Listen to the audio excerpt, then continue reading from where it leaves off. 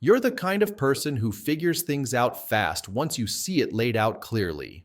You don't need to study charts or learn some complicated system, you just want something that works. This first step is as easy as creating an account. And once it's done, you'll already be ahead of 90% of people who never take action. Let's get your account open. Alright, so first you click Open My Trading Account button at the bottom. After that, it's going to take you to Coinexx.com. And you just put all your information in, like your first and last name, email address, and phone number like a normal account. And then press Sign Up. And now it's going to ask you for a one-time verification code that you can find in your email.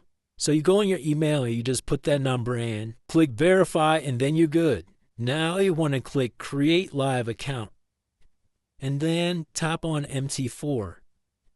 And then for the leverage, you can put 300, 500, doesn't matter. And then for the currency, you put USD and then click Submit. And now they will give you your trading information. So you want to copy and paste all this and put it somewhere safe that you're going to remember for later. Now you're going to want to add funds to the account. So you click Add Funds, select your trading ID, the live account that you just created, and then click Select Currency and then Bitcoin.